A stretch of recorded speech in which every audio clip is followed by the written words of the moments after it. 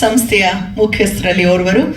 ದಯಮಾಡಿ ಸುಧೀಂದ್ರ ವೆಂಕಟೇಶ್ ಅವರ ನಲ್ನುಡಿಗಳನ್ನ ಕೇಳ್ತಾ ದಯಮಾಡಿ ಸಿನಿಮಾದ ಟೈಟಲ್ ಏನಿರ್ಬೋದು ಕಾತರ ನಮಗೂ ಇದೆ. Over to you Venkanna. ಎಲ್ರಿಗೂ ನಮಸ್ತೆ. ಮಾಧ್ಯಮದ ಸ್ನೇಹಿತರಿಗೆಲ್ಲ ಸ್ವಾಗತ ಕೋರ್ತಾ, ಆದರ್ಶ್ ಅಯ್ಯಂಗಾರ್ ಅವರು US ಅಲ್ಲಿ ಇರ್ತಾರೆ. ಎಲ್ಲ ಜವಾಬ್ದಾರಿನೂ ಕೂಡ ರಕ್ಷಿತ್ ತೀರ್ಥಹಳ್ಳಿ ಅವರು ಬಿಟ್ಟಿರ್ತಾರೆ. ರಕ್ಷಿತ್ ಅವರು ಎಲ್ಲೂ ಆಭಾಸ ಆಗದಂಗೆ, ಎಲ್ಲೂ ತೊಂದರೆ ಆಗದಂಗೆ, ಬರೀ ದುಡ್ಡು ಕಾಸು ಒಂದೇ ವಿಚಾರದಲ್ಲೆಲ್ಲ ಹೇಳ್ತಿದ್ದು ನಾನು, ಇನ್ಕ್ಲೂಡಿಂಗ್ ಸ್ಕ್ರಿಪ್ಟಲ್ಲೂ ಕೂಡ ಕಲಾವಿದರಿಗೆ ರೆಸ್ಪೆಕ್ಟ್ ಕೊಡೋದಾಗ್ಬೋದು, ಸ್ಕ್ರಿಪ್ಟ್ ಚೆನ್ನಾಗಿ ಮಾಡೋದಾಗಿರ್ಬೋದು, ಕಲ್ತ್ಕೊಂಡಿದ್ದಾರೆ. ಒಳ್ಳೇದಾಗಲಿ ರಕ್ಷಿತ್ ಅವರೇ. ಇನ್ನೊಂದು ಏನು ವೈಬ್ರೇಷನ್ ಅಂತಂದರೆ, ಅವ್ರು ಯಾವಾಗಲೂ ಪಾಪ ಬೇರೆ ಕಡೆ ಮಾಡ್ತಾಯಿದ್ರು. ಸರ್ ಸ್ವಲ್ಪ ಚೇಂಜಸ್ ಇರಲಿ, ಇಲ್ಲಿ ಬನ್ನಿ ಸರ್, ಇಲ್ಲಿ ಕಮ್ಮಿ ಮಾಡಿದ್ದಾರೆ ಉತ್ಸವ್ ಲೆಗಸಿ ಅವರು ಅಂತ ಹೇಳಿ ನಾನು ಕರ್ಕೊಂಬಂದು ಇಲ್ಲಿ ಈಗ ಟೈಟಲ್ ಲಾಂಚ್ ಮಾಡಿಸ್ತಾ ಇದ್ದೀವಿ. ಇದು ಕೂಡ ಅದೃಷ್ಟದ ವೇದಿಕೆ. ಇನ್ನೊಂದು ಮಹಾ ಅದೃಷ್ಟದ್ದು ಏನು ಅಂತಂದರೆ, ಇವತ್ತು ನಡೆದ ಘಟನೆ ಏನು ಅಂದರೆ, ಈಗ 12:45 ಅಷ್ಟೇ ಕಾಣ್ತಾ ಇರೋದು ಎಲ್ಲ ಭಾಷೆದು ಟ್ರೈಲರ್ ಲಾಂಚ್ ಮಾಡಿದ್ರು. ಸರಿ, ನನ್ನ ಮಗ ತೋರಿಸ್ದೆ ಇವಾಗ ತುಂಬ ಚೆನ್ನಾಗಿದೆ ಅಂತ ಅಂದ್ಬಿಟ್ಟು. ಅಷ್ಟರಲ್ಲಿ ಉತ್ಸವ್ ಲೆಗಸಿ ಓನರು ನವರಸ ಇಲ್ಲೇ ಇದ್ದರು, ಕಾರ್ತಿಕ್ಕು ಇಲ್ಲೇ ಇದ್ದರು. ನವರಸ ಇಲ್ಲೇ ಹಾಕ್ಬಿಡ್ತೀರ ನೋಡ್ತೀವಿ ಅಂತಂದೆ. ಎಲ್ಲ ಮಾಧ್ಯಮದೆಲ್ಲ ಇದ್ದರು. ಸೊ ಇದು ನಿಮಗೆ ಬಿಫೋರ್ ಆಗಿ ನೀವೇನು ಇವಾಗ ಟೈಟಲ್ ಲಾಂಚ್ ಮಾಡ್ತಾ ಇದ್ರಿ ಅಥವಾ ಏನು ಸಿನಿಮಾ ಮಾಡೋಕ್ಕೆ ಅಂತ ಹೊರಟಿದ್ರಿ, ಅದರ ಪೂರ್ವಭಾವಿಯಾಗಿ ಅದೃಷ್ಟವಾದ ಒಂದು ಒಳ್ಳೆ ಸಿನಿಮಾದ ಟ್ರೈಲರ್ ಲಾಂಚ್ ನೋಡಿದ್ವಿ. ಇಲ್ಲಿ ನಾವು ಲಾಂಚ್ ಮಾಡಿದ್ದಲ್ಲ, ಲಾಂಚ್ ನೋಡಿದ್ವಿ ಇಲ್ಲಿ. ಸೊ ಅದೊಂದು ನಿಮಗೆ ಆ ವೈಬ್ರೇಷನ್ ಇರಲಿ ಅಂತ ಹೇಳ್ತಾ, ರಕ್ಷಿತ್ ಅವ್ರು ಮಾಡ್ತಿರೋಂತಹ ಹೊಸ ಸಿನಿಮಾಗೆ ಎಲ್ಲ ಕಲಾವಿದರೆಲ್ಲ ಸಪೋರ್ಟ್ ಮಾಡೇ ಮಾಡ್ತೀರಾ ಖಂಡಿತವಾಗ್ಲೂ ಅಂತ ಹೇಳ್ತಾ, ಇದನ್ನ ಶುರು ಆಗಬೇಕಲ್ವ ರಕ್ಷಿತ್? ಇದು ಗೊತ್ತಲ್ಲ, ಪಿಕ್ಚರ್ ಇನ್ನೂ ಶುರು ಆಗಬೇಕಲ್ವ? ಇದು ಆಗೋಗಿದೆ, ಪಿಕ್ಚರಲ್ಲಿ ಆಗೋಗಿದೆ. ನಂಗೆ ಮುಂಚೆನೇ ಗೊತ್ತಿತ್ತು ಅಂತಂದರೆ ಇನ್ನೊಂದಷ್ಟು ಗೊತ್ತಾಗ್ತಾ ಇತ್ತು. ಹಾಗಾಗಿ ಟೈಟ್ಲ್ ಇವಾಗ ರಿವೀಲ್ ಮಾಡೋಣ ಎಲ್ಲ ಮಾಧ್ಯಮದ ಮಿತ್ರರ ಸಮ್ಮುಖದಲ್ಲಿ ಅಂತ ಹೇಳ್ತಾ, ಟೈಟಲ್ ಲಾಂಚ್ ಮಾಡಲಿ, ಇಡೀ ತಂಡಕ್ಕೆ ಒಳ್ಳೇದಾಗಲಿ ಅಂತ ಕೇಳ್ಕೊಳ್ತೀನಿ. Thank you. ಅವರು US ಅಲ್ಲಿ ಇರೋದ್ರಿಂದ ಸೊ ಅವ್ರ ಪರವಾಗಿ ಅವ್ರ ತಂದೆ ತಾಯಿ ಬಂದಿದ್ದಾರೆ. ಇಡೀ ಚಿತ್ರತಂಡದ ಮೇಲೆ ನಿಮ್ಮ ಆಶೀರ್ವಾದ ಇರಲಿ. ನಾನು ಆದಷ್ಟು ಬಗ್ಗೆ ಏನಕ್ಕೆ ಅಷ್ಟು ಹೇಳೋದಂತ ಹೇಳಿದ್ರೆ, ಏನಂದ್ರೆ ನಾವು ನಾರ್ಮಲ್ ಆಗಿ ನೋಡ್ತೀವಿ, ಒಬ್ಬ ಯಾರ ಪ್ರೊಡ್ಯೂಸರ್ನ ಹಿಡಿಬೇಕು ಅಥವಾ ಒಂದು ಪ್ರೊಡ್ಯೂಸರ್ನ ಒಂದು ಸಿನಿಮಾಗೆ ಒಪ್ಸೋದು ಎಷ್ಟು ಕಷ್ಟ ಇದೆ ಅಂತ ಹೇಳಿ. ಬಟ್ ನಮ್ಮ ಆದಷ್ಟು ಬರೋ ಹತ್ರ ನೀವು ಎಂಥ ಕತೆ ಹೇಳಿದ್ರು ಕೂಡ, ಸರ್ ಈ ಕತೆಗಳನ್ನ ಎಲ್ಲರೂ ಮಾಡ್ತಾರೆ ಸರ್, ಒಂದು ಕಂಟೆಂಟ್ ಇರಲಿ ಸರ್, ಕಂಟೆಂಟ್ ಇರೋ ಕತೆಗೆ ನೀವು ಏನಾದರೂ ಮಿಕ್ಸ್ ಮಾಡಿ ಏನಾದರೂ ಮಾಡಿ ಪರವಾಗಿಲ್ಲ ಅಂತ ಹೇಳ್ತಿರ್ತಾರೆ. ಸೊ ಹಾಗಾಗಿ ತಿಮ್ಮನ ಮೊಟ್ಟೆಗಳು ಕೂಡ ಅದೇ ರೀತಿಯಲ್ಲಿ ಆಗಿದ್ದಂತಹ ಸಿನಿಮಾ. ಅಗೇನ್ ಈಗ MMS ಸಿನಿಮಾದ ಇನ್ನೊಂದು ಏನಂದರೆ, ನಾವು ತಿಮ್ಮನ ಮೊಟ್ಟೆಗಳ ಸಿನಿಮಾ ಇನ್ನೂ ರಿಲೀಸ್ ಆಗಿರಲಿಲ್ಲ. ಅದಾಗಲೇ ನಾವು MMSದು ಹೋಗಿ ಶೂಟ್ ಮುಗಿಸ್ಕೊಂಡು ಬಂದಿದ್ವಿ. ಅಂದರೆ ಆ ಕತೆ ಕೇಳಿಬಿಟ್ಟು, ಇಲ್ಲ ಸರ್ ಇದು ಶೂಟ್ ಮಾಡೋಣ, ಮಳೆಗಾಲದಲ್ಲೇ ಮಾಡಬೇಕು ಅಂತ ಹೇಳಿ. ಇನ್ನೊಂದು ವಿಶೇಷತೆ, ಇಡೀ ಸಿನಿಮಾ ನಾವು ಸಿಂಗ್ ಸೌಂಡಲ್ಲಿ ಮಾಡಿದ್ದೀವಿ. ಸಂಪೂರ್ಣ ಮಳೆಗಾಲದಲ್ಲಿ ಮಾಡಿರೋದು ಮತ್ತು ಸಿಂಗ್ ಸೌಂಡಲ್ಲಿ ಮಾಡಿರೋದು. ಹಾಗಾಗಿ ಈ ಚಿತ್ರಕ್ಕೆ ವರ್ಕ್ ಲೋಡು ಜಾಸ್ತಿ ಇತ್ತು. ನಂತರ ಹೋಮ್ವರ್ಕು ಕೂಡ ಜಾಸ್ತಿನೇ ಅಂತಲೇ ಹೇಳ್ಬೇಕು. ಯಾಕಂದರೆ ಸಿಂಗ್ ಸೌಂಡಲ್ಲಿ ಮಳೆ ಬರುತ್ತೆ, ಮಳೆ ಪ್ರಮಾಣ ಕಡಿಮೆ ಆಗುತ್ತೆ ಮತ್ತು ಜಾಸ್ತಿ ಆಗುತ್ತೆ. ಸೊ ಆ ಎಲ್ಲ ಒಂದು ಸವಾಲುಗಳನ್ನ ಎದುರಿಸ್ಕೊಂಡು ನಾವು ಇದು ಚಿತ್ರ ಮಾಡಿದ್ದು. ಆಮೇಲೆ ಈ ಚಿತ್ರ ನನಗೆ ಏನಕ್ಕೆ ತುಂಬ ವಿಶೇಷತೆ ಅಂತ ಹೇಳಿದ್ರೆ, ಇನ್ನೊಂದು ಅಂದರೆ ಹಿಂದಿನ 3 ಸಿನಿಮಾಗಳು, ಈ ಹೊಂಬಣ್ಣದಲ್ಲಿ ನಾವು ಅರಣ್ಯ ಒತ್ತುವರಿ ಬಗ್ಗೆ ಮಾತಾಡಿದ್ವಿ, ಎಂತಗತೆ ಮಾರಾಯದಲ್ಲಿ ಬೆಂಗಳೂರಿಗೆ ಶರಾವತಿ ನೀರನ್ನ ತರೋದ್ರ ಬಗ್ಗೆ ಮಾತಾಡಿದ್ವಿ. 3ನೇದು ಸಿನಿಮಾ ತಿಮ್ಮನ ಮೊಟ್ಟೆಗಳು, ಮನುಷ್ಯ ಮತ್ತು ಪ್ರಾಣಿ ಮಧ್ಯೆ ಇರೋ ಒಂದು ಸಂಘರ್ಷ ಈ ಥರದ್ದು. ಬಟ್ ಈ 3 ಸಿನಿಮಾಗಳು ಇಶ್ಯೂ ಬೇಸ್ಡು, ಈ 3 ಸಿನಿಮಾಗಳು ಇನ್ನೂ ಕೂಡ ಚಾಲ್ತಿಯಲ್ಲಿ ಇರುವಂಥದ್ದೇ. ಶರಾವತಿದು ಗಲಾಟೆ ಇನ್ನೂ ನಡೀತಾ ಇದೆ. ಕಾಳಿಂಗ ಸರ್ಪದ್ದು ಈಗ ಅಲ್ಲಿ ಆಲ್ರೆಡಿ ಅರಣ್ಯ ಮಂತ್ರಿಗಳೇ ಅವರಿಗೆ ಅಂದರೆ ಒಂದು ಎನ್ಕ್ವೈರಿಗೆ ಆರ್ಡರ್ ಕೊಟ್ಟಿದ್ದಾರೆ ಕಾಳಿಂಗ ಒಂದು ರಿಸರ್ಚ್ ಸೆಂಟರ್ ಮೇಲೆ. ಸೊ ಈ 3 ಸಿನಿಮಾಗಳು ಇಶ್ಯೂ ಬೇಸ್ಡ್ ಆಯಿತು. ಇನ್ನು ಮತ್ತೆ ಇದೆ ಕಂಟಿನ್ಯೂ ಮಾಡೋದು ಬೇಡ ಅಂತ ಅನಿಸ್ತು ನನಗೆ. ಆ ಟೈಮಲ್ಲಿ ಈ ಒಂದು ಕತೆ ಹುಡ್ಕೊಂಡಿದ್ದು. ಇನ್ನು ಇದು ಮೇನ್ ಇನ್ನು ಹೇಳ್ಬೇಕಂತಂದರೆ, ಕತೆ ಓಕೆ ಎಲ್ಲ ಚೆನ್ನಾಗಿ ಬರ್ದ್ವಿ, ಏನೋ ಆಯಿತು ಅಂದರೆ ಪಾತ್ರಗಳ ಆಯ್ಕೆ. ಯಾಕಂದರೆ ಶೈಲಾ ಅನ್ನೋ ಒಂದು ಕ್ಯಾರೆಕ್ಟ್ರು ಮೋಸ್ಟ್ಲಿ ಅದು ಎಲ್ಲರೂ ಮಾಡ್ಲಿಕ್ಕೆ ಆಗದೆ ಇರೋಂಥ ಕ್ಯಾರೆಕ್ಟರ್ ಅಂತ ನಾನು ಓಪನ್ ಆಗಿ ಹೇಳ್ತೀನಿ. ರೀಸನ್ ತುಂಬ ಇದ್ದಾವೆ. ಒಂದು ಸಿನಿಮಾದಲ್ಲಿ ಒಂದು 3ರಿಂದ 4 ಸೀಕ್ವೆನ್ಸ್ಗಳನ್ನ ನಾವು ಪೂರ್ವಭಾವಿಯಾಗಿ ಏನೋ ಡಿಸೈಡ್ ಮಾಡ್ತೀವಿ. ಆದರೆ ಈ ಸಿನಿಮಾದಲ್ಲಿ ಪ್ರತಿ ಸೀನ್ ಕೂಡ ಮೆಂಟಲಿ ತುಂಬ ಪ್ರಿಪೇರ್ ಆಗಿರಬೇಕು. ಬಹುಶಃ ಅಕ್ಷರದವರಿಗೆ ನಾವು ಶೂಟ್ ಮಾಡ್ತಿರುವಾಗ ನಾನು ರೆಡಿ ಸರ್ ಅಂತ ಹೇಳಿದಾಗ ಎಷ್ಟೋ ಸರಿ ನಾವು ಟೇಕ್ನ ಇದು ಮಾಡಿದ್ದೀವಿ, ಆ್ಯಕ್ಷನ್ ಹೇಳಿದ್ದೀನಿ. ಅಂದರೆ ಮೆಂಟಲಿ ತುಂಬ ಪ್ರಿಪೇರ್ ಆಗಬೇಕಿತ್ತು ಆ ಸೀಕ್ವೆನ್ಸ್ ನಾವು ಮಾಡಬೇಕಂದ್ರೆ. ಪ್ರತಿಯೊಂದು ಸೀನ್ಗಳು ಅದೇ ಥರನೇ ಇದ್ವು. ಹಾಗಾಗಿ ಅವರು ಪಕ್ಕ ಅಕ್ಷರತೆಯಿಂದ ಶೈಲಾಗಿ ಕನ್ವರ್ಟ್ ಆದರು ಕಂಪ್ಲೀಟ್ ಶೂಟ್ ಮುಗಿಯೋದು ಒಳಗೆ.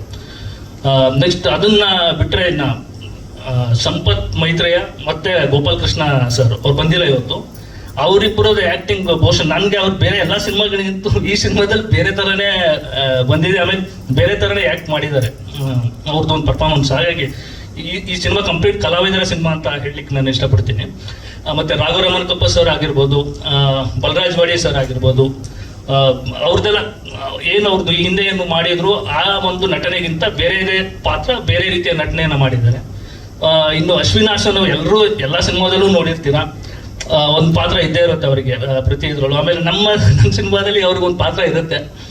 ಅವ್ರದ್ದು ಕೂಡ ಪೊಲೀಸ್ ಇದ್ರೂ ಕೂಡ ಇದರಲ್ಲಿ ಬೇರೆ ಥರ ಹೋಗುತ್ತೆ ಅವ್ರದ್ದು ಒಂದು ರೋಲು. ಅಂದ್ರೆ ಇನ್ನೊಂದು ಮೇನ್ ಅಂತಂದ್ರೆ ನಾನು ಸಾಗರ್ ಆಗ್ಬೋದು, ಆಮೇಲೆ ಅಕ್ಷಯ್ ಸರ್ ಆಗಿರ್ಬೋದು, ನಾವೆಲ್ಲ ಮಾತಾಡ್ತಾ ಇರುವಾಗ ಸ್ಕ್ರೀನ್ ಪ್ರೆಸೆನ್ಸ್ ಯಾರು ಚೆನ್ನಾಗಿ ಬಂದಿದೆ, ಸಖತ್ತಾಗಿದ್ದಾರೆ, ಫಿಟ್ ಆಗಿದೆ ಅಂತ ಹೇಳಿದಾಗ ನಮ್ಗೆ ಫಸ್ಟ್ ನೆನಪು ಬಂದಿದೆ ಉತ್ಪಲ್ದು ಸ್ಕ್ರೀನ್ ಪ್ರೆಸೆನ್ಸ್ ಎಷ್ಟು ಚೆನ್ನಾಗಿದೆ ಅಂದ್ರೆ ಈ ಸಿನಿಮಾದಲ್ಲಿ ನೋಡ್ತಾ ಇದ್ದಾಗ ಓಕೆ ಈ ಸೀನ್ ಮುಗ್ದೋಗ್ಬಿಡುತ್ತೆ ನಮಗೆ ಅಂತ. ಅಂದ್ರೆ ನಾವೇ ಎಡಿಟಿಂಗ್ ಕೂತಾಗ ನಮ್ಗೆ ಆ ಥರ ಅನಿಸಿದೆ. ಇನ್ನು ನಮಗೆ ವಿನಯಣ್ಣ ಆಗಿರ್ಬೋದು, ಎಲ್ಲ ಪಾತ್ರಗಳ ಜೊತೆಗೆ ಒಂದು ಮೋರಲ್ ಸಪೋರ್ಟ್ ಆಗಿ ನಿಲ್ತಾರೆ ಎಲ್ಲ ಒಂದು ಇದರಲ್ಲೂ ನನಗೆ ಪ್ರಾಜೆಕ್ಟಲ್ಲೂ.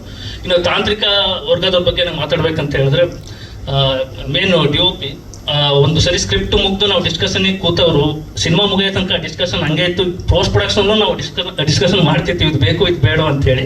ಅಷ್ಟರ ಮಟ್ಟಿಗೆ ಒಬ್ಬ ಡೈರೆಕ್ಟರ್ ಎಷ್ಟು ಸ್ಕ್ರಿಪ್ಟಲ್ಲಿ ಇನ್ವಾಲ್ವ್ಮೆಂಟ್ ಇರುತ್ತೆ ಅಷ್ಟು ಇನ್ವಾಲ್ವ್ಮೆಂಟ್ ಸಾಗರ್ದಿತ್ತು. ಅದು ಈಗ ನೋಡ್ತಿರ್ಬೋದು ಅದು ಸೀನಲ್ಲಿ. ಅಂದರೆ ಇದು ಜಸ್ಟ್ ನಾವು ಟೈಟಲ್ಗೋಸ್ಕರ ಒಂದಷ್ಟು ದೃಶ್ಯಗಳನ್ನ ಕಟ್ ಮಾಡಿರೋದು, ಬಟ್ ಸಿನಿಮಾ ಬೇರೆ ಥರನೇ ಇದೆ. ಆ ದೃಶ್ಯ ಕಟ್ಕೊಡೋ ಕೈಯಲ್ಲಿ ನಮ್ಗೆ ತುಂಬ ಹೋಮ್ವರ್ಕ್ ಇತ್ತು, ಅದೆಲ್ಲ ನೀಟಾಗಿ ನಿಭಾಯಿಸಿದ್ದಾರೆ ಸಾಗರ್. ಇನ್ನು ಅಕ್ಷಯ್ ಸರ್ ಹೇಳ್ಬೇಕಂದ್ರೆ ನನ್ನ ಫಸ್ಟ್ ಸಿನಿಮಾ ಹೊಮ್ಮಣ್ಣ ಎಡಿಟರ್ ಅವರು, ನಾಟ್ ಓನ್ಲಿ ಎಡಿಟರ್ ಅವರು, ಸ್ಕ್ರಿಪ್ಟ್ ಒಳ್ಳೆ ನಾಲೆಡ್ಜ್ ಇದೆ, ಕಟ್ಸ್ಗಳನ್ನ ಯಾವ ಥರ ಕೊಡಬೇಕು, ದೃಶ್ಯಗಳು ಹೇಳಬೇಕು ಅನ್ನೋದು. ಇಡೀ ಸಿನಿಮಾದಲ್ಲಿ ನಮಗೆ ಒಂದು 30% ಡೈಲಾಗ್ ಇದೆ ಅಷ್ಟೇ. ವಿಜುವಲ್ಸೇ ಮಾತಾಡಬೇಕು ಅನ್ನೋದು ನಾವು ಮಾತಾಡ್ಕೊಂಡಿದ್ದು. ವಿಜುವಲ್ಸ್ ಮಾತಾಡಬೇಕು, ಡೈಲಾಗ್ ಬೇಡ, ಇಷ್ಟೇ ಇರಬೇಕು, ವಿಜುವಲ್ಸೇ ಮಾತಾಡಲಿ ಅಂತ ಹೇಳಿ. ಸೊ ಅದು ಇದ್ರಲ್ಲಿ ಕಡಿಮೆ ಆಗಿದೆ, ನಾವೇನು ಅಂದ್ಕೊಂಡಿದ್ದೀವಿ ಅದು. ಮತ್ತು ಕಂಪ್ಲೀಟ್ ಸೌಂಡ್ ಸಿಂಗ್ ಸೌಂಡ್ ಮಾಡಿದ್ದು ಮಿತ್ರ ಮಧ್ಯಸ್ಥ ಅಂತ ಹೇಳಿ ಬಂದಿಲ್ಲ. ಅದು ಬಿಟ್ಟು ನಮ್ಮ ಡೈರೆಕ್ಷನ್ ಟೀಮು ಸತೀಶ್ ಆಚಾರ್ಯ ಇರ್ಬೋದು, ಸಂದೀಪ್ ಆಗಿರ್ಬೋದು, ಪೃಥ್ವಿ ಹೊಸಗದ್ದೆ, ಸೊ ಎಲ್ಲರದ್ದು ಎಫರ್ಟ್ ಇರೋದ್ರಿಂದ ನಮಗೆ ಈ ಒಂದು ಔಟ್ಪುಟ್ ಇಷ್ಟು ನೀಟಾಗಿ ಬಂದಿದೆ. ಸೊ ನಮ್ಗೆ ತಿಮ್ಮನ ಮೊಟ್ಟೆಗಳಿಗೆ ಎಷ್ಟು ಸಹಕಾರ ಇತ್ತು ಮಾಧ್ಯಮದವರು ಆಗಿರ್ಬೋದು, ಇವ್ರದ್ದು ಸಪೋರ್ಟು. ಸೊ ಹಂಗೆ ಕಂಟಿನ್ಯೂ ಆಗಲಿ ಅಂತ ಇದು ಮಾಡ್ತೀನಿ. ಮೋಸ್ಟ್ಲಿ ನಾನು ಜಾಸ್ತಿ ಮಾತಾಡೋಕ್ಕಿಂತ ಕಲಾವಿದರು ಜಾಸ್ತಿ ಮಾಡಿದ್ರೆ ಚೆನ್ನಾಗಿರುತ್ತೆ, ಯಾಕಂದರೆ ಇದು ಕಲಾವಿದರು ಸಿನಿಮಾ. ಇದು ಡ್ರಾಮಾ ಥ್ರಿಲ್ಲರ್, ಡ್ರಾಮಾ ಥ್ರಿಲ್ಲರೇ ಇದೆ. ಅಂದರೆ ಡ್ರಾಮಾ ಥ್ರಿಲ್ಲರೇ ನಾವು ಬೇರೆ ಥರ ಹೇಳಲಿಕ್ಕೆ ಹೊರಟಿದ್ವಿ. ಫಾರ್ ಎಕ್ಸಾಂಪಲ್ ಇದರಲ್ಲಿ ಯಾವುದೋ ಲೈಂಗಿಕ ಕಾರ್ಯಕರ್ತೆ ಸಿನಿಮಾ ಅಂತ ಅನ್ಕೊಬೋದು, ಬಟ್ ಅದಿಲ್ಲ. ಸಿನಿಮಾ ಎಂಡಾಗಿ ಮುಗಿಯೋದ್ರೊಳಗೆ ನಾವು ಅವ್ಳು ನೋಡೋ ದೃಷ್ಟಿಕೋನ ಬೇರೆ ಆಗಿರುತ್ತೆ. ಸೊ ಆ ರೀತಿಯಾದ ಒಂದು ಸಿನಿಮಾ.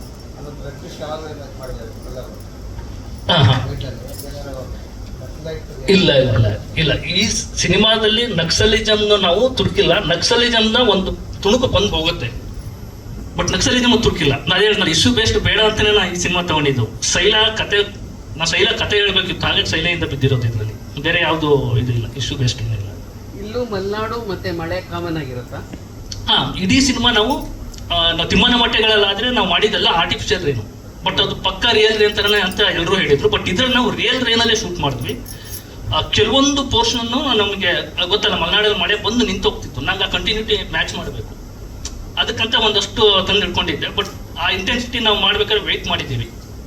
ಮೋಸ್ಟ್ಲಿ ಒಂದು ಸೀನ ನಾವು ಶೂಟ್ ಮಾಡಿ 3-4 ದಿನ ಶೂಟ್ ಮಾಡಿದ್ದೀವಿ ಇವ್ರ ಪೋರ್ಷನ್ದೆ. ಫಸ್ಟ್ ದಿನ ಸ್ಟಾರ್ಟ್ ಮಾಡಿದ್ವಿ, ಲಾಸ್ಟ್ ದಿನ ತನಕನೂ ಹೋಯ್ತು. ಆ ಮ್ಯಾಚ್ ಮಾಡ್ಬೇಕಿತ್ತು ಆ ಸೀನ್ಗಳನ್ನ.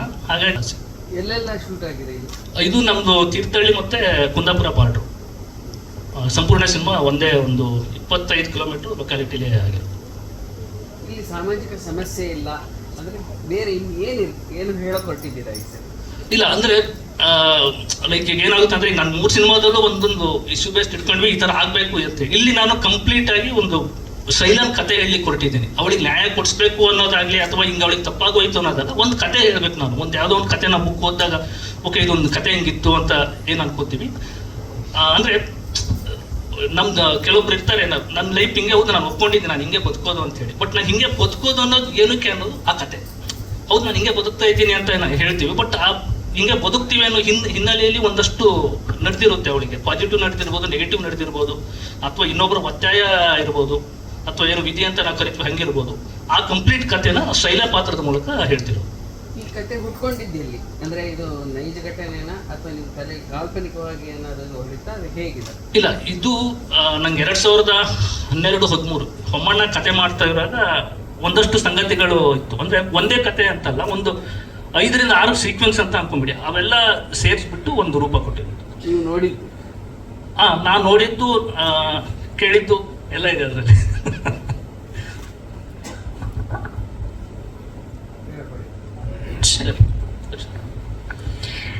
ಸೊ ನೋಡಿ, ನಮಸ್ಕಾರ ಎಲ್ರಿಗೂ. Thank you. ಮೋಡ, ಮಳೆ ಮತ್ತು ಶೈಲ ಈ ಸಿನಿಮಾ ನನ್ನ ಕೆರಿಯರಲ್ಲಿ ಮತ್ತೆ ಈ ಥರ ಪಾತ್ರ ಮಾಡ್ಲಿಕ್ಕೆ ಸಿಗುತ್ತೋ, ಈ ಥರ ಕತೆ ಸಿಗುತ್ತೋ ಗೊತ್ತಿಲ್ಲ. ಹೇಗೆಂದರೆ ಇದು ತುಂಬ ಒಳ್ಳೆ ಸಿನಿಮಾ ಆಗುತ್ತೆ. ಅದನ್ನು ಮಾಡಬೇಕಾಗಿರೋ ಜವಾಬ್ದಾರಿ ನಿಮ್ಮದು. ಯಾಕೆ ಈ ಸಿನಿಮಾ ನನಗೆ ತುಂಬ ಸ್ಪೆಷಲ್ ಅಂದರೆ, ನಾವು ಪಾತ್ರಧಾರಿಗಳು, ಸಿನಿಮಾ ನೋಡೋರು ಸ್ವಲ್ಪ ಕ್ಲೀಶೆಗೆ ಹೋಗ್ಬಿಟ್ಟಿದ್ದೀವಿ, ಸ್ಟೀರಿಯೋ ಟೈಪಲ್ಲಿ ಬದುಕ್ತಿದ್ದೀವಿ. ಒಂದು ನಾಯಕಿ, ಒಂದು ಮಹಿಳೆ ಅಂದರೆ ಈ ಥರದವ್ರದ್ದೇ ಕತೆಗಳನ್ನ ತಗೊಂಡು ಪ್ರಧಾನ ಮಾಡ್ತಾ ಇರ್ತೀವಿ. ಆದರೆ ಎಷ್ಟೋ ಹೆಣ್ಮಕ್ಳು ಇವತ್ತಿಗೂ ಗೊತ್ತಿಲ್ಲ, ಮಲೆನಾಡ ಮೂಲೆಯಲ್ಲಿ, ಒಂಟಿ ಮನೆಯಲ್ಲಿ, ಇನ್ನೆಲ್ಲೋ ವಾಸ ಮಾಡುವಂತಹ ಹೆಣ್ಣು ಮಗಳ ಕತೆ ಹೇಳಬೇಕು ಅಂತ ರಕ್ಷಿತ್ ಹೊರಟಿದ್ದಾರೆ ನಿರ್ದೇಶಕರು. ಇಷ್ಟು ಸಿನಿಮಾಗಳು, ಅವರ ಕಥಾ ಪುಸ್ತಕಗಳು ಯಾವಾಗಲೂ ಕಾಡು ಮೇಲಿತ್ತು, ಪರಿಸರದ ಮೇಲಿತ್ತು. ಈಗ ಹೆಣ್ಣಿನ ಬಗ್ಗೆ ಅವರು ಯೋಚನೆ ಮಾಡಿದ್ದು ನೋಡಿ, ನನಗೆ ಮೊದಲು ತುಂಬ ಖುಷಿಯಾಗಿದ್ದು ರಕ್ಷಿತ್ ಅವರ ಯೋಚನೆಗೆ. ಶೈಲಾ ಅನ್ನೋ ಪಾತ್ರ ಕಟ್ಟಿ, ಆ ಶೈಲಾ ಅನ್ನೋ ಪಾತ್ರದ ಸುತ್ತ ಒಂದು ಸಿನಿಮಾ ನೋಡಿ ಬೇಡ ಹೆಚ್ಚು, ಶೈಲಾ ಒಬ್ಬಳೆ ತಲೆಯಲ್ಲಿರಲಿ. ತುಂಬ ಹೋಮ್ವರ್ಕ್ ಮಾಡಿಕೊಂಡು, ನನಗೆ ಜಾಸ್ತಿ ಕ್ಯಾರೆಕ್ಟರ್ಗೆ ಹೋಮ್ವರ್ಕ್ ಮಾಡೋಕ್ಕೆ ಸಮಯ ಸಿಕ್ಕಿಲ್ಲ. ಅವ್ರು ಹೇಳ್ತಾರೆ ಅದು ನಂಗೆ ಜಾಸ್ತಿ ಸಮಯ ಅಂತ, ಆದರೆ ನಾನು ತುಂಬ ಇನ್ನೂ ಸಮಯ ತಗೊಳ್ತೀನಿ ಒಂದು ಕ್ಯಾರೆಕ್ಟರೈಸೇಷನ್ಗೆ. ನೀವು ಮೊದಲು ಈ ಥರ ಯೋಚನೆ ಮಾಡಿರೋದು, ಈ ಸಾಲೆ ನೋಡಿ, ಇಷ್ಟು ಜನ ಗಂಡು ಮಕ್ಕಳ ಪೈಕಿ ನಾನು ಒಬ್ಬಳೆ ಹುಡುಗಿ ಕೂತಿರೋಳು. ಆದರೆ ನಾನು ಕಂಫರ್ಟಬಲ್ ಆಗಿದ್ದೀನಿ.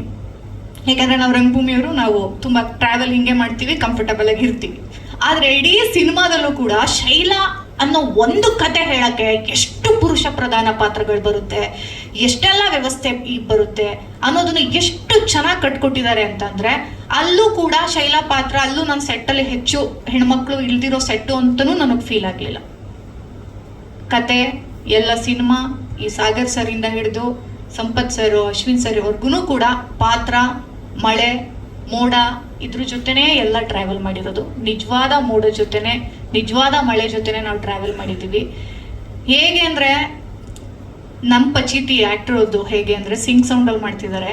ಮಳೆ ಬೇಕು ಸಾಗರ್ ಸರ್ಗೆ, ಆ್ಯಕ್ಷನ್ ಹೇಳ್ತಾರೆ. ಆ್ಯಕ್ಷನ್ ಹೇಳೋದು ನಾವು ಟೇಕ್ ಮಾಡೋಷ್ಟ್ರಲ್ಲಿ ಮಳೆ ನಿಂತೋಗ್ಬಿಡುತ್ತೆ, ನಮ್ಮ ಮರ್ತೋಗ್ಬಿಡುತ್ತೆ. ನಾವು ಸ್ವಲ್ಪ ಮೆಥಡ್ ಆ್ಯಕ್ಟ್ರು, ಹೋಗ್ಬಿಡುತ್ತೆ, ಫ್ಲೋ ಹೋಗ್ಬಿಡುತ್ತೆ. ಮತ್ತೆ ನಾನು ಸಖತ್ತಾಗಿ ಹೇಳಿರ್ತೀನೋ ಏನೋ ಬಂದಿರುತ್ತೆ, ಅವಾಗ ಮಳೆ ಇರಲ್ಲ, ಇಲ್ಲ ಕಂಟಿನ್ಯೂಟಿ ಬ್ರೇಕ್ ಆಗ್ಬಿಡುತ್ತೆ ಅಂತ. ಆದರೂ ಕೂಡ ಎಲ್ಲೂ ಕಾಂಪ್ರೋ ಆಗದೆ, ಸಾಗರ್ ಸರ್ ಆಗ್ಬೋದು, ರಕ್ಷಿತ್ ಅವ್ರು ಆಗ್ಬೋದು, ಇಲ್ಲ ಬರೋವರೆಗೂ ಬಿಡದೆ ಬೇಕೇ ಬೇಕು ಇದು ಅಂತ ಮಳೆಗೂ ಕಾದು. ಮಳೆನೂ ಈ ಸಿನಿಮಾದಲ್ಲಿ ನಮ್ಮಗಳ ಜೊತೆ ನಿಜವಾದ ಪ್ರಮುಖ ಪಾತ್ರ ವಹಿಸಿರೋದು ಮಳೆ. ಮಳೆ ಜೊತೆ ನಾವು ಹೊಂದ್ಕೊಂಡೋಗಿದ್ದೀವಿ ಎಲ್ಲರೂ ಅಷ್ಟೇ. ಸೊ ಮಳೆನೂ ಸಹ ನಮಗೆ ಸಪೋರ್ಟ್ ಮಾಡಿ, ಒಂದು ಮಳೆ ಹೆಸರಿಂದನೇ ಈ ಟೈಟಲ್ ಶುರು ಆಗ್ತಿದೆ ಅಂತಂದ್ರೆ, ಮಳೆನೂ ಕೂಡ ಒಂದು ಪಾತ್ರ. ಅಲ್ಲೂ ಕೂಡ ಇವ್ರ ಪರಿಸರನ ಹೇಳ್ತಾ ಇದ್ದಾರೆ, ಮೋಡ ಮಳೆ. ಅದ್ರ ಜೊತೆ ಒಂದು ಹೆಣ್ಣನ್ನ ಈ ಸಿನಿಮಾದಿಂದ ತಂದಿದ್ದಾರೆ. ಇನ್ನು ನನ್ನನ್ನ ಎಲ್ಲ ಆಲ್ಮೋಸ್ಟ್, ಯಾಕೆ ನೀವು ಕಮರ್ಷಿಯಲ್ ಸಿನಿಮಾಗಳು ಮಾಡಲ್ಲ, ಆರ್ಟ್ ಸಿನಿಮಾದಲ್ಲೇ ಮಾಡ್ತೀರಾ ಅಂತ ಕೇಳಿದವ್ರು ಉಂಟು. ನನಗೆ ಸಿನಿಮಾ ಮಾಡಬೇಕು, ಸಿನಿಮಾದಲ್ಲಿ ಒಳ್ಳೊಳ್ಳೆ ಪಾತ್ರಗಳನ್ನ ಮಾಡಬೇಕು. ಒಳ್ಳೆ ಪಾತ್ರಗಳು ಅಂತಂದ್ರೇನು, ಅವಿತುಕೊಂಡಿರುವಂತಹ ಒಂದಷ್ಟು ಹೆಣ್ಣು ಮಕ್ಕಳ ಕತೆಗಳನ್ನ ನಾನು ನಟಿಯಾಗಿ ಹೇಳಬೇಕು. ಇದು ನಟಿಯಾಗಿ ನನಗಿರುವ ಒಂದು ದಾಹ. ಇದು ಎಲ್ಲ ನಿರ್ದೇಶಕರಿಗೂ ಇರುತ್ತಾ? ಒಂದು ಹೆಣ್ಣಿನ ಒಂದು ಪ್ರತಿಭಟನೆ ಏನಿದೆ, ಮೌನ ಏನಿದೆ, ಅದನ್ನ ತೆರೆ ಮೇಲೆ ಹೇಳಬೇಕು ಅನ್ನೋದು ಇರುತ್ತಾ?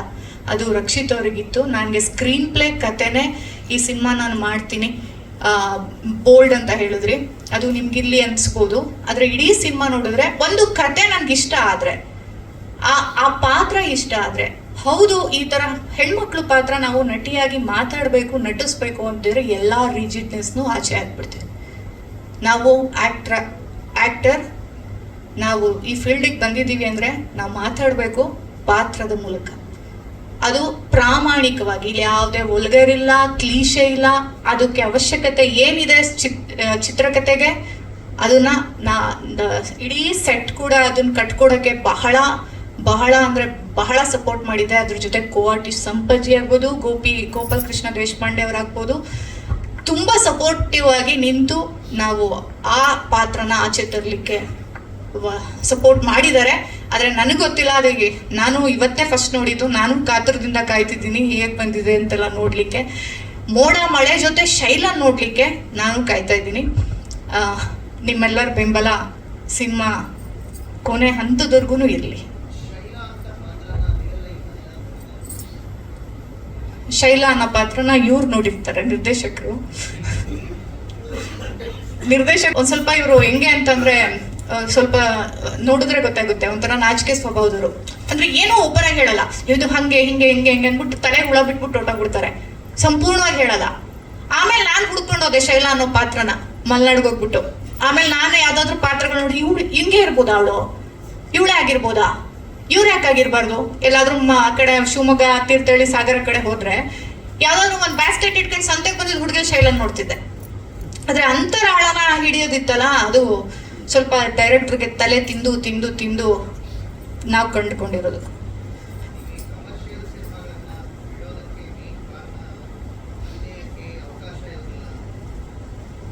ಸಾರಿ, ನನ್ಗೆ ಕೇಳಿಸ್ತಿಲ್ಲ. ನಾನು ಬಿಟ್ಟಿಲ್ಲ ಸರ್, ನಾನು ಬಿಟ್ಟಿಲ್ಲ. ನಾನು ಸಿನಿಮಾ ಮಾಡ್ಬೇಕು, ನಾನು ಆಕ್ಟರ್. ನನಗೆ ರಂಗಭೂಮಿ ಸಿನಿಮಾ ಎಲ್ಲರೂ ಸರಿ, ನಟನೆ ಮಾಡ್ಲಿಕ್ಕೆ ಯಾವ ಮಾಧ್ಯಮ ಸಿಗುತ್ತೆ ಆ ಮಾಧ್ಯಮನ ನಾವು ಚೆನ್ನಾಗಿ ಯೂಸ್ ಮಾಡ್ಕೊಂತೀವಿ. ತುಂಬಾ ಒಳ್ಳೆ ಪಾತ್ರದ ದಾಹ ಇದೆ. ಆ ಥರದ ಪಾತ್ರ ಸಿಕ್ಕಿದ್ರೆ ಯಾವ ಸಿನಿಮಾನಾದ್ರೂ ಮಾಡ್ತೀವಿ. ಆರ್ಟು, ಕಮರ್ಷಿಯಲ್ಲು, ಬ್ರಿಡ್ಜು, ಪ್ಯಾರಲಲು, ಆಮೇಲೆ ನೀವು ಹೆಸರು ಕೊಟ್ಕೊಳ್ಳಿ, ನಾವು ಸಿನಿಮಾದಲ್ಲೇ ಅಭಿನಯಿಸ್ತೀವಿ. ಕತೆ ಬರೀತೀರಾ? ಹೌದು, ನಮ್ದು 2 ಪುಸ್ತಕ ಪಬ್ಲಿಷ್ ಆಗಿದೆ. ಲಿಸ್ನರಿಗೂ ಧನ್ಯವಾದ ಹೇಳಕ್ಕೆ ಇಷ್ಟಪಡ್ತೀನಿ. ನನ್ನಿದು 4ನೇ ಸಿನಿಮಾ. ಫಸ್ಟು ನಿಮಗೆಲ್ಲ ಗೊತ್ತು, ಸೋಡಾ ಬುಡ್ಡಿ ಅನ್ನೋ ಒಂದು ಸಿನಿಮಾದಲ್ಲಿ ಪ್ರೊಡಕ್ಷನ್ ಮಾಡಿ ಹೀರೋ ಆಗಿ ಬಂದವನು. ಆ್ಯಂಡ್ 2ನೇ ಸಿನಿಮಾ ಕಮ್ಯುನಿಟಿ ಚೆಕ್ ಪೋಸ್ಟ್. 3ನೇ ಸಿನಿಮಾ ಸಖತ್ತಲ್ಲಿ ಒಂದು ವಿಲನ್ ಕ್ಯಾರೆಕ್ಟರ್ ಮಾಡಿದ್ದೆ. ಸೊ ಇದು ನನ್ನ 4ನೇ ಸಿನಿಮಾ.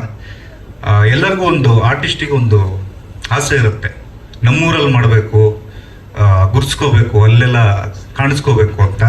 ಬಟ್ ನನ್ನ ಅದೃಷ್ಟಕ್ಕೆ ನಮ್ಮೂರಲ್ಲ, ನನ್ನ ಮನೆತನದಲ್ಲೇ ಇದು ಶೂಟಿಂಗ್ ಆಗಿರೋದು. ಏನು ಉಳ್ಕೊಪ್ಪ ಅನ್ನೋ ಒಂದು ಪ್ಲೇಸ್ ಇದೆಯೋ ಅಲ್ಲಿ ಶೂಟಿಂಗ್ ಆಗಿದ್ದು. ಅಲ್ಲಿ ವಿಪರೀತ ಅಂದರೆ ನಿಮಗೆಲ್ಲ ಗೊತ್ತಿರ್ಬೋದು, ಅತಿ ಹೆಚ್ಚು ಕರ್ನಾಟಕದಲ್ಲಿ ಮಳೆ ಬೀಳೋ ಪ್ಲೇಸ್ ಅಂದರೆ ಅದು ನಮ್ಮೂರು, ಯಡೂರು. ಉಳ್ಕೊಪ್ಪ, ಯಡೂರು, ಆಮೇಲೆ ಮಾಸ್ತಿಕಟ್ಟೆ ಅಂತ ಹೇಳ್ತಾರೆ. ಅಲ್ಲಿ ನಡೆಯುವಂಥ ಒಂದು ಕತೆ ಇದು. ಸೊ ಮೊದಲನೇದಾಗಿ ಫಸ್ಟಿಗೆ ಬೇರೆ ಒಂದು ಕ್ಯಾರೆಕ್ಟರ್ ಕೊಟ್ಟಿದ್ರು ನನಗೆ, ತುಂಬ ಒಳ್ಳೆ ಕ್ಯಾರೆಕ್ಟರ್ ಅದು. ಬಟ್ ಕಾರಣಾಂತರಗಳಿಂದ ನಾನು ಅದನ್ನು ಮಾಡಿಲ್ಲ. ಸೊ ಇದನ್ನು ಮಾಡ್ತೀನಿ ಅಂತ ತುಂಬ ಬಂದೋಗೋ ಕ್ಯಾರೆಕ್ಟ್ರು ಇರ್ಬೋದು ಇದು. ಬಟ್ ಇಡೀ ಸಿನಿಮಾದಲ್ಲಿ ಇದೇ ಜೀವ ತುಂಬುವಂಥ ಕ್ಯಾರೆಕ್ಟ್ರು, ಕತೆಗೆ ಪೂರಕವಾದಂಥ ಒಂದು ಕ್ಯಾರೆಕ್ಟ್ರು. ಸೊ ರಕ್ಷಿತ್ ಸರ್ ಬಗ್ಗೆ ಹೇಳಬೇಕು ಅಂದರೆ, ನಮ್ಮೂರವರು, ಅವರು ವಿಭಿನ್ನವಾದ ಈ ಕಾಡ್ ಬಗ್ಗೆ ಆಗಲಿ ಆ್ಯಂಡ್ ನಕ್ಸಲೈಟ್ಸ್ ಬಗ್ಗೆ ಆಗಲಿ ಈ ಥರದ್ದೊಂದು ಕತೆ ಮಾಡ್ತಾರೆ ಯಾವಾಗಲೂ. ಅದೊಂದು ನಮಗೆ ಇಷ್ಟ ಆಗುವಂಥ ಒಂದು ಖುಷಿ ಆಗುತ್ತೆ ಯಾವಾಗಲೂ. ಒಂದೊಳ್ಳೆ ವಿಭಿನ್ನ ಸಿನಿಮಾ ಮಾಡಿದ್ದಾರೆ ಇದರಲ್ಲಿ. ನಿಮಗೆ ಸಿನಿಮಾ ಬಂದು ನೋಡಿದಾಗ ಗೊತ್ತಾಗುತ್ತೆ. ಏನು ಮೋಡ ಮಳೆ ಇದು ಮುಂಚೆನೇ ಟೈಟ್ಲ್ ಇಟ್ಟಿದ್ರು ಅಥವಾ ಈ ಮಳೆ ಬಂದ್ಮೇಲೆ ಟೈಟ್ಲ್ ಇಟ್ಟಿದ್ರು ಗೊತ್ತಿಲ್ಲ. ಎನಿ ಟೈಮ್ ನಾನು ಶೂಟಿಂಗ್ ಒಂದು 3-4 ದಿವಸ ಹೋದಾಗ ತುಂಬಾ ಮಳೆ ಬರ್ತಾ ಇತ್ತು. ಮಳೆ ಹೆಂಗಿರುತ್ತೆ ಅಂದರೆ ಕಲ್ಲಲ್ಲಿ ಹೊಡೆದಂಗಿರುತ್ತೆ ಅಲ್ಲಿ, ಆ ಥರದ ಮಳೆ. ಅಕ್ಷತಾ ಪಾಂಡಪುರ ಆಗಲಿ, ಸಂಪತ್ ಸರ್ ಆಗಲಿ, ಅಶ್ವಿನ್ ಅವರಾಗಲಿ ತುಂಬ ಒಳ್ಳೊಳ್ಳೆ ಪಾತ್ರಗಳನ್ನ ಮಾಡಿದ್ದಾರೆ. ಹಾಗೆ ಇದರಲ್ಲಿ ನನ್ನ ಪಾತ್ರ ಬಂದು ಗಿರೀಶ್ ಅನ್ನೋ ಒಂದು ಆಫೀಸರು ಪಾತ್ರ. ಸೊ ಹಾಗೆ ಹರ್ಷ ಅವರು ಬಂದಿದ್ದಾರೆ, ಬನ್ನಿ ದಯವಿಟ್ಟು ವೇದಿಕೆ ಮೇಲೆ. ಶ್ರೀ ಹರ್ಷ ಅವರು ಬಂದಿದ್ದಾರೆ. ಅವ್ರದ್ದು ಗೆಟಪ್ಪೇ ಚೇಂಜ್ ಇದೆ, ಇಲ್ಲಿ ಕಂಪ್ಲೀಟ್ ಚೇಂಜ್ ಆಗಿದ್ದಾರೆ. ಎಲ್ಲ ಒಂದು ಟೀಸರ್ ರಿಲೀಸ್ ಆಗಿದೆ, ಟೈಟಲ್ ರಿಲೀಸ್ ಆಗಿದೆ. ದಯವಿಟ್ಟು ನೆಕ್ಸ್ಟು ನಮ್ಗೆ ಸಪೋರ್ಟ್ ಮಾಡಿ. ಚಿಕ್ಕ ಪಾತ್ರ, ಜಾಸ್ತಿ ಮಾತಾಡಲ್ಲ. Thank you so much. ಆಮೇಲೆ ಕ್ಯಾಮ್ರಾಮನ್ ಅವರು ಹೇಳಬೇಕು, ಅವರು ತುಂಬ ಚೆನ್ನಾಗಿ ತೋರಿಸಿದ್ದಾರೆ ಎಲ್ಲರನ್ನೂ, ಅಷ್ಟೇ. Thank you so much. Thank you sir. ಇನ್ನು ಸಂಪತ್ ಮೈತ್ರೇಯ, ರಂಗಭೂಮಿ ಕಲಾವಿದ. ಅಗೇನ್ ಒಬ್ವಿಯಸ್ಲಿ ನೀವಿರ್ತೀರಾ ಅಂದರೆ ಎಫೆಕ್ಟಿವ್ ಆಗಿರತ್ತೆ ಆ ಪಾತ್ರ ಅನ್ನೋದು ಎಲ್ಲರಿಗೂ ಒಂದು ಭರವಸೆ ಮೂಡಿರುತ್ತೆ. ನಿಮ್ಮ ಪಾತ್ರದ ಬಗ್ಗೆ ಹೇಳಿ ಸರ್. ಎಲ್ರಿಗೂ ನಮಸ್ಕಾರ. ವೇದಿಕೆ ಮೇಲೆ ಇರೋ ಚಿತ್ರತಂಡಕ್ಕೆ ಮತ್ತು ಮಾಧ್ಯಮದ ಹಿತೈಷಿಗಳಿಗೆ ಈಗ ತಾನೇ ನೋಡಿದಿರ ನೀವು ಟೈಟಲ್ ಟೀಸರ್ನ. ಈಗ ಆಲ್ರೆಡಿ ಡೈರೆಕ್ಟ್ರು ಮತ್ತು ಅಕ್ಷತ್ ಅವರು ಇವರೆಲ್ಲರೂ ಸಿನಿಮಾ ಬಗ್ಗೆ ಮಾತಾಡಿದ್ದಾರೆ. ಬಟ್ ನನಗೆ ಇದರಲ್ಲಿ ವಿಶೇಷ ಅನಿಸಿತ್ತು, ಥ್ರೂಔಟ್ ಸಿನಿಮಾ ಮಳೆಯಲ್ಲಿ ನಡೆಯುತ್ತಿದ್ದು. ನೀವು ಮನೆಯಿಂದ ಹೊರಗಡೆ ಬಂದರೆ ನಿಮಗೆ ಮಳೆ ನೋಡ್ತೀರಿ, ಅಂದರೆ ಇಂಟೀರಿಯರಿಂದ ಎಕ್ಸ್ಟೀರಿಯರ್ ಬಂದರೆ ನಿಮಗೆ ಮಲೆನಾಡಿನ ಮಳೆಗಾಲದ ಫೀಲನ್ನು ತಂದು ಕೊಡುತ್ತೆ. ಅದು ಬಿಟ್ಟು ಪಾತ್ರದ ಬಗ್ಗೆ ನಾನು ಹೇಳಬೇಕೋ ಬೇಡವೋ ಗೊತ್ತಿಲ್ಲ. ಒಂದು ಕ್ಯಾರೆಕ್ಟ್ರು ಟ್ರಾವೆಲ್ ಮಾಡುತ್ತೆ, ಅದು ಎಲ್ಲಿಂದ ಟ್ರಾವೆಲ್ ಮಾಡುತ್ತೆ, ಯಾಕೆ ಟ್ರಾವೆಲ್ ಮಾಡುತ್ತೆ ಅಂತ ಹೇಳಕ್ಕೆ ಬರೋಂಗಿಲ್ಲ. ಇದೆಲ್ಲದರಿಂದ ಆಚೆಗೆ ಹೇಳಬೇಕಾಗಿರೋದು ನಾವು ರಕ್ಷಿತ್ ಅವ್ರ ಬಗ್ಗೆ. ಇದು ಮುಖಸ್ತುತಿ ಅಲ್ಲ, ಅವರು ಬೇಸಿಕಲಿ ಅವರು ಸ್ವತಃ ಬರಹಗಾರ. ಅವ್ರದ್ದು ಕಥಾ ಸಂಕಲನ ಕೂಡ ಇದೆ ಮತ್ತು ಹಿಂದೆ ಸಿನಿಮಾಗಳನ್ನ ಮಾಡಿದ್ದಾರೆ. ಅವರು ಬರಹಗಾರ ಅಂತಾಗಲಿ ಅಥವಾ ನಾನು ಡೈರೆಕ್ಟ್ರ್ ಅಂತಾಗಲಿ, ನಾನು ತುಂಬ ಕ್ರಿಯೇಟಿವ್ ಅಂತಾಗಲಿ ಆ ಥರದ್ದು ಯಾವುದೇ ಈಗೋನ ಇಟ್ಕೊಳ್ದೆ ಒಬ್ಬ ಕ್ರಿಯೇಟಿವ್ ಮನುಷ್ಯ ಒಂದು ಸಿನಿಮಾ ಮಾಡಿದ್ರೆ ಹೇಗಿರ್ಬೋದು ಅನ್ನೋದಕ್ಕೆ ಮಳೆ, ಮೋಡ ಮತ್ತು ಶೈಲ. ಇನ್ನು ಹೆಚ್ಚಿಗೆ ನನಗೇನು ಹೇಳೋಕ್ಕೆ ಗೊತ್ತಾಗಲ್ಲ. ನಮಗೆ ಒಂಥರ ಸ್ಕ್ರಿಪ್ಟ್ ಕೊಟ್ಟು ಕ್ಯಾಮ್ರಾ ಮುಂದೆ ಆ್ಯಕ್ಷನ್ ಅಂದಾಗ ಮಾತ್ರನೇ ನಾವು ಕಾನ್ಫಿಡೆಂಟಾಗಿ ಮಾತಾಡ್ತೀವಿ. ಹಿಂಗೆ ಭಾಷಣ ಮಾಡಿ ಅಂದರೆ ಸ್ವಲ್ಪ ಕಷ್ಟ ಆಗುತ್ತೆ. ಸೊ ಇದಿಷ್ಟು ಸಿನಿಮಾ ಅಂತೂ ತುಂಬ ಚೆನ್ನಾಗಾಗಿದೆ ಅನ್ನೋದು ಗೊತ್ತಿದೆ. ಆಮೇಲೆ ಇನ್ನೊಂದು, ಈ ಸಿನಿಮಾದಲ್ಲಿ ನನ್ನ ಫೇವ್ರೆಟ್ ಆ್ಯಕ್ಟರ್ಗಳು ತುಂಬ ಜನ ಇದ್ದಾರೆ. ಗೋಪಾಲ್ ಕೃಷ್ಣ ದೇಶಪಾಂಡೆ ಅವರು ಇರ್ಬೋದು, ಬಲರಾಜ್ ವಾಡಿ ಅವರು ಇರ್ಬೋದು, ಅಕ್ಷತಾ ಮೇಡಮ್ ಅವರು, ಉತ್ಪಲ್, ಅಶ್ವಿನ್ ಅವರು, ರಘುರಾಮನ್ ಕೊಪ್ಪ.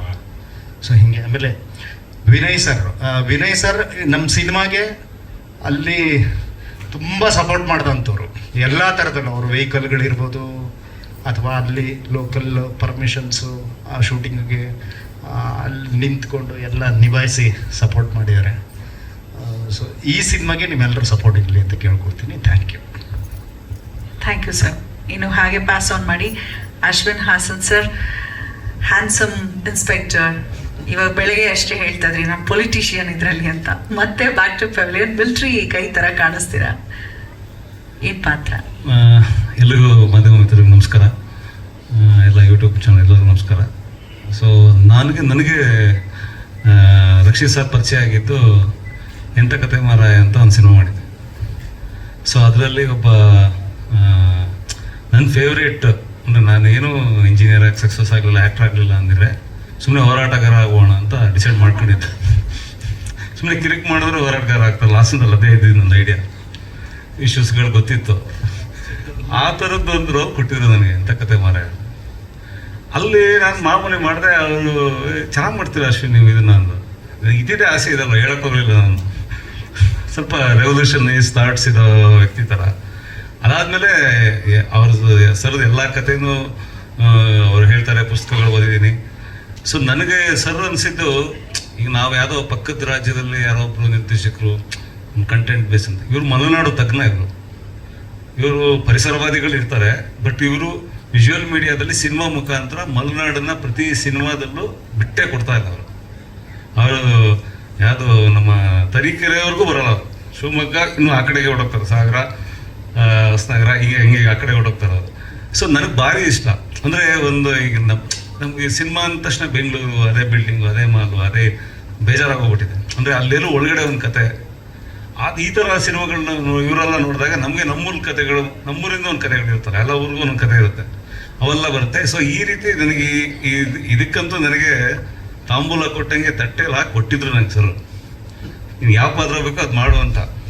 ಬೇರೆ ಸಿನಿಮಾಗಳು ಡೇಟು ಲುಕ್ಕು ಇಂದ ಕೊನೆಗೆ ಇದ್ದಕ್ಕಿದೆ. ಬಟ್ ಏನಂದರೆ ಹೂವಿನಿಂದ ನಾರುಸ್ವರ್ಗ ಅಂದಾಗೆ ನಾನು ರಕ್ಷಿತ್ ಸರ್ ಜೊತೆ ಕೊಡ್ಲಿ ಬಿಡ್ಲಿ ಬಿಡಲ್ಲ. ಯಾಕೆಂದರೆ ಅವ್ರ ಸಿನಿಮಾದಲ್ಲಿ ನಾನು ಇರಬೇಕು. ಯಾಕೆಂದರೆ ಅವರು ವಿಷಯದ ಮೇಲೆ ಮಾತಾಡ್ತಾರೆ ಯಾವಾಗ. ಸೊ ಆ ವಿಷಯದ ಮೇಲೆ ಮಾತಾಡಿದಾಗ ಪಾತ್ರಗಳು ಹೆಚ್ಚು ಮಾತಾಡುತ್ತೆ, ಚಿಕ್ಕದಾಗಲಿ ದೊಡ್ಡದಾಗಲಿ. ಕೆಲವು ಸುಮ್ಮನೆ ಏನು ಬರೆಯಲ್ಲ, ಸುಮ್ಮನೆ ಬಂದ ಸುಮ್ಮನೆ ಹೋದ, ಇಲ್ಲ ಇರಲ್ಲ, ಅದಕ್ಕೊಂದು ಅರ್ಥ ಇರುತ್ತೆ. ಸರ್ ಹೇಳ್ದಂಗೆ ತುಂಬ ಡೀಪ್ ಸ್ಟಡಿ ಮಾಡಿರ್ತಾರೆ, ಆಮೇಲೆ ತುಂಬ ಕಾಡಿಸುತ್ತಾರೆ. ಸೊ ಹಾಗಾಗಿ ನನಗೆ ಅವ್ರು ಇಷ್ಟ. ಸೊ ಈ ಸಿನಿಮಾದಲ್ಲಿ ಎಲ್ಲ ನನ್ನ ಫೇವ್ರೇಟ್ ಆ್ಯಕ್ಟರ್ಸು. ಸಂಪತ್ ಸರ್ ಜೊತೆ ನಾನು ಕವಲುದಾರಿಲಿ ಮಾಡಿದ್ದೆ, ಅದು ನನ್ನ ancient days of acting engineering ಬಿಟ್ಟು ಬಂದಾಗ. ಕವಲುದಾರಿ ನೋಡಿದ್ರೆ ಗೊತ್ತಾಗುತ್ತೆ ಸರ್ ಏನು ಅಂತ. ಇನ್ನು ಬಲ ಸರ್ ಇರ್ಬೋದು, ಅಕ್ಷತಾ ಮೇಡಮ್ ಅವ್ರ ಜೊತೆನೂ ಒಂದು ಸಿನಿಮಾ ಮಾಡಿದ್ದೀನಿ ನಾನು, ನಾವು ಅವರೇನೆ, ಆ ಒಂದು ನೋಟು. ಬಟ್ ಅದು ತೆರೆ ಮೇಲೆ ಬಂದಿಲ್ಲ ಇನ್ನೂ. ಉತ್ಪಲ್ ಅವ್ರ ಜೊತೆ ಅಲ್ಲೇ ಫ್ರೆಂಡ್ ಆಗಿದ್ದ. ಸೊ ಸರ್ ಒಳ್ಳೆ ರೈಟ್ರು, ಇವರು ಕೂಡ, ಇವರು ಅಂಕಣಕಾರರು, ವಿಜಯ ಕರ್ನಾಟಕಕ್ಕೆ ಬರೀತಾ ಇದ್ರು ಸರ್. ಸೊ ಇನ್ನು ರಘುರಾಮನ ಕೊಪ್ಪ, ಗೋಪಿ ಸರ್ ಎಲ್ಲ ನಮ್ಮ ಫೇವ್ರೇಟ್ಸ್, ಬಲ ಸರ್ ಎಲ್ಲ. ಇನ್ನು ಅಕ್ಷಯ್ ಸರ್ ಜೊತೆ ಅಂತೂ ನಾನು ಸಿನಿಮಾದ ಜಗಳ ಆಡ್ತಿರ್ತೀವಿ ನಾವು ಆ್ಯಕ್ಚುಲಿ. ಆ ಸಿನಿಮಾ ಹಂಗೆ ಕಟ್ ಮಾಡಬೇಕಿತ್ತು, ಹಿಂಗೆ ಕಟ್ ಮಾಡಬೇಕಿತ್ತು ಅಂತ. ಸೊ ಎಲ್ಲ ಒಂದು ತಂಡ, ಸಾಗರ್ ಸರು ಇಲ್ಲಿಂದನೇ ಪರಿಚಯ ಆಗಿದ್ದು. So super team. ಮತ್ತು ಇನ್ನೊಂದೇನು ನಂಗೆ ಇಷ್ಟ ಆಗಿದ್ದು ಸಿಂಗ್ ಸೌಂಡು.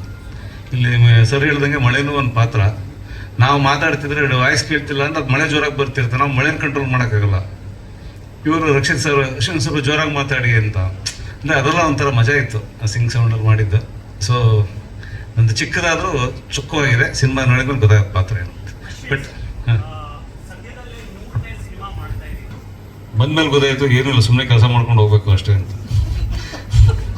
ಏನೇನೋ ಅನ್ಕೊಂಬಂದಿದೆ, 10 ಆದ್ರೆ ಹಿಂಗಾಗ್ತೀನಿ, 20 ಆದ್ರೆ ಹಿಂಗಾಗ್ತೀನಿ, ಹಾಸನಕ್ಕೆ ಹೋದ ತಕ್ಷಣ ಹಿಂಗಾಗುತ್ತೆ ಅಂತ. ಏನೂ ಆಗಲಿಲ್ಲ.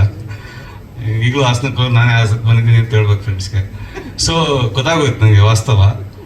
ಸುಮ್ಮನೆ ಕೆಲಸ ಮಾಡ್ಕೊಂಡು ಹೋಗ್ತೇನೆ.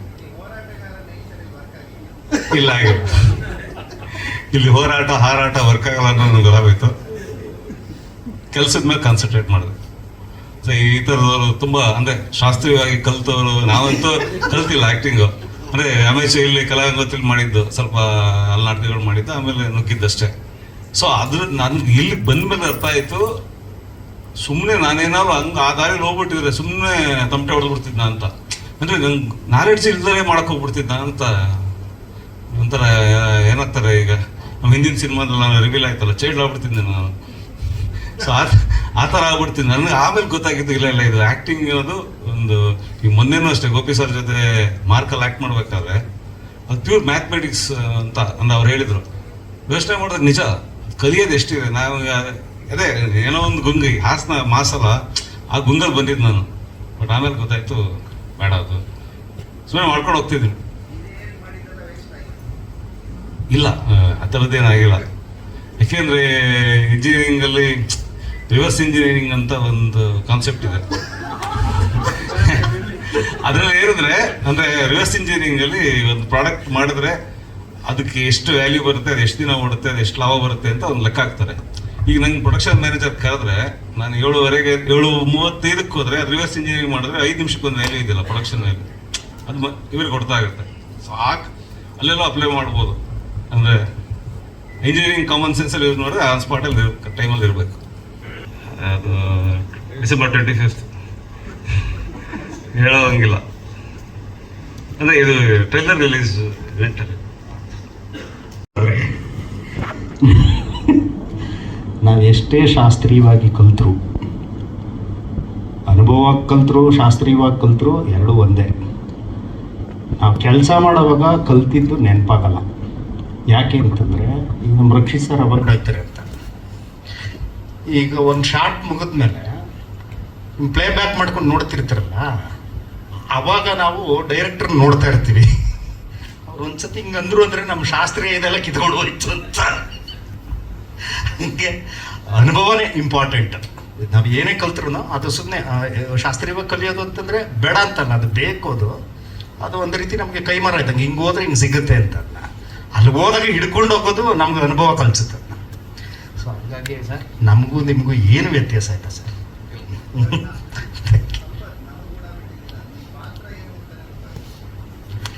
ಸೊ ಡೈರೆಕ್ಟರ್ಗೆ ಕೇಳಿದೆ ಅವಾಗಲೇ, ನಮ್ಮ ಪಾತ್ರದ ಬಗ್ಗೆ ಮಾತಾಡ್ತಾ ಹಿಂಗೆ ಕೇಳದ್ನಲ್ಲ, ಅದನ್ನ ಸುಮ್ಮನೆ ಇದ್ಬಿಟ್ರೆ ಸರಿ ಅಂತ ಕಿವಿಲಿ ಮೆತ್ತಿಗೆ ಹೇಳಿದ್ರು.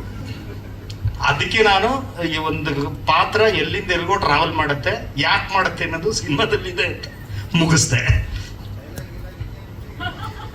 ಕಡಿಮೆ ಡೈಲಾಗು, ಹೆಚ್ಚು ಸ್ಕ್ರೀನ್ ಸ್ಪೇಸು. ಅಂದರೆ ಎಲ್ಲ ಕಲಾವಿದ್ರಿಗೂ ಅಷ್ಟೇ, ಮಾತು ತುಂಬ ಕಡಿಮೆ. ಆಮೇಲೆ ಮಾತು ಎಲ್ಲಿ ಕಡಿಮೆ ಇರುತ್ತೆ ಅಲ್ಲಿ ಅಭಿನಯ ಜಾಸ್ತಿ ಇರುತ್ತೆ ಅನ್ನೋದು ನನ್ನ ತಿಳುವಳಿಕೆ, ನನ್ನ ಪರ್ಸ್ನಲ್ ಎಕ್ಸ್ಪೀರಿಯನ್ಸು. ಯಾವ ಮಾತಿನಿಂದ ಬಿದ್ದರೆ ವಾಚಾಳಿತನ ಆಗ್ತಾ ಹೋಗುತ್ತೆ, ಬರೀ ಡೈಲಾಗಲ್ಲಿ ಇರ್ತೀವಿ, ಬಿಟ್ರೆ ಆ್ಯಕ್ಟಿಂಗ್ ಇರಲ್ಲ. ಇಲ್ಲಿ ನಮಗೆ ಆ್ಯಕ್ಟಿಂಗಿಗೆ ತುಂಬ ಸ್ಪೇಸ್ ಇದೆ. ಇಲ್ಲ ಸರ್, ಅಂದರೆ ಒಂದೊಂದ್ಸರಿ ಏನಾಗುತ್ತೆ, ಸೌಂಡ್ ಓಕೆ ಆದಾಗ ಆ್ಯಂಬಿಯನ್ಸ್ ಕೈ ಕೊಡುತ್ತೆ. ಸೊ ಆ ಟೈಮಲ್ಲಿ ಏನು ಮಾಡ್ತೀವಿ, ಒಂದು ಶೂಟ್ ಮುಗಿದ ಮೇಲೆ ನಾವು ಸೇಮ್ ಆ್ಯಂಬಿಯನ್ಸ್ ಸಪ್ರೇಟಾಗಿ ತೊಗೊಂಡ್ಬಿಡ್ತೀವಿ. ಆ್ಯಂಬಿಯನ್ಸ್ ಸಪ್ರೇಟಾಗಿ ತೊಗೊಂಡು ಅಲ್ಲಿ ಓವರ್ಲ್ಯಾಪ್ ಮಾಡ್ತೀವಿ ಎಡಿಟಿಂಗಲ್ಲಿ. ಇನ್ ಕೇಸ್ ನಮಗೆ ವೋಕಲ್ಸು ಹೋಯ್ತು, ಆ್ಯಂಬಿಯನ್ಸು ಹೋಯ್ತು ಅಂತಂದರೆ ಆ ಪೋರ್ಷನ್ನ ಡಬ್ ಮಾಡ್ತೀವಿ. ಈಗ ಫಾರ್ ಎಕ್ಸಾಂಪಲ್ ನರೇಷನ್ಸ್ನೆಲ್ಲ ನಾವು ಆ ಪ್ಲೇಸಲ್ಲಿ ತೊಗೊಂಡಿರ್ತೀವಿ, ಅಲ್ಲೂ ಕೈ ಕೊಡ್ತು ಅಂದರೆ ನಾವು ಸ್ಟುಡಿಯೋದಲ್ಲಿ ಡಬ್ ಮಾಡಲೇಬೇಕು ಈ ನರೇಷನ್ ಇದೆಲ್ಲ. ಇಲ್ಲ ಸರ್, ಡಬ್ಬಿಂಗ್ ಹಣ ಉಳಿಸಿದ್ವಿ ಅನ್ನೋದಕ್ಕಿಂತ ಪೋಸ್ಟರ್ ತುಂಬ ಕೆಲಸ ಇರುತ್ತಲ್ಲ ಸರ್, ಕ್ಲೀನ್ ಮಾಡೋದು ತುಂಬ ಇರುತ್ತೆ. ಅಲ್ಲಿ ನಾವು ಉಳಿಸಿರೋದು ಪೋಸ್ಟ್ ಪ್ರೊಡಕ್ಷನ್ ಹೋಗ್ಬಿಡುತ್ತೆ. ವೋಕಲ್ಸ್ ಸಪ್ರೇಟ್ ಟ್ರ್ಯಾಕ್ನ ಕ್ಲೀನ್ ಮಾಡಿ ಮೋಸ್ಟ್ಲಿ ಎಡಿಟರ್ ಗೊತ್ತಿರುತ್ತೆ, ನಾವು ಎಷ್ಟು ಕಷ್ಟಪಡ್ತೀವಿ. ನಾವು ಅವ್ರ ಮೇಲೆ ಪ್ರೆಜರ್ ಆಗ್ತಿರ್ತೇವೆ, ಇಲ್ಲ ಸರ್ ಇದು ಉಳಿಸ್ಕೊಬೇಕು, ಇಲ್ಲ ನೀವು ಕೇಳೋದಲ್ಲ ರೀ ಅದು ಅಂತ ಹೇಳ್ತೀವಿ. ಮತ್ತೆ ನಾವು ಸೌಂಡ್ ಇಂಜಿನಿಯರಿಂಗ್ ಇದು ಮಾಡಿಬಿಟ್ಟು ಇಲ್ಲ ನಂಗೆ ಅದು ಬೇಕು, ಇದನ್ನ ಉಳಿಸ್ಕೊಂಡೇ ಬೇಕು ಅಂತ ಹೇಳಿ ಮಿಕ್ಸಿಂಗ್ ಹೋದಾಗ ಕೂಡ ನಮಗೆ ವಾಪಸ್ ಬಂದಿದೆ, ಇದು ಬೇಡ ಇನ್ನೊಂದ್ಸರಿ ಇದು ಮಾಡಿಸ್ಕೊಳೋಣ ಅಂತ. ಹಾಗೆ ನಾವು ಬಿಫೋರ್ ಶೂಟೇ ನಾವು ಆ ಲೊಕೇಶನ್, ಪ್ರತಿ ಲೊಕೇಶನ್ದು ಆ್ಯಂಬಿಯನ್ಸು ಸಪ್ರೇಟಾಗಿ ತೊಗೊಂಡಿದ್ದೀವಿ. ತಗೊಂಡಾಗ ಅದು ಹೆಲ್ಪ್ ಆಗುತ್ತೆ ಸರ್. ಡಿಸ್ಕಸ್ ಮಾಡ್ತಿರುವಾಗ ಸಾಗರ್ ನಾನು ತುಂಬ ಕಥೆಗಳು ಡಿಸ್ಕಸ್ ಮಾಡ್ತೀವಿ. ಈ ಕಥೆನೇ ಹೋಗೋಣ ಅಥವಾ ಈ ಕಥೆನೇ ಹೋದ್ರೆ ಏನು ಇದು ಅಂತೇಳಿ. ನಾವು ತುಂಬ ಕಮರ್ಷಿಯಲ್ ಹೇಳಿದಾಗ ಯಾರು ಒಪ್ತಾನೆ ಇಲ್ಲ ಈ ಕಥೆ ಬೇಡ ಅಂತೇಳಿ. ಇಲ್ಲ ನನಗೆ ಈಗ ಆದಷ್ಟು ನಾನು ಅಷ್ಟು ಈ ಕಥೆ ಹೇಳಿದ್ರೆ ಸರ್ ಈ ಥರದ ಕಥೆ ಮಾಡೋಣ, ನೀವು ಇದಕ್ಕೆ ಏನಾದ್ರು ಮಸಾಲೆ ಬೆಸ್ಕೊಳ್ಳಿ, ಬೇಡ ಅನ್ನಲ್ಲ. ಈ ಕಂಟೆಂಟ್ ಉಳಿಬೇಕು ನಮಗೆ, ಕಂಟೆಂಟ್ ಮಾಡೋರು ಕಡಿಮೆ ಸರ್. ಕಂಟೆಂಟು ಈ ಬೇರೆ ಥರದ್ದು ಎಲ್ಲರೂ ಮಾಡ್ತಿದ್ದಾರೆ, ಇದನ್ನೇ ಮಾಡೋಣ ಅಂತ ಹೇಳಿದಾಗ ಆಗ್ತಿರೋದು. ಹಾಂ ಅದು ಹೌದು ಸರ್. ಈಗ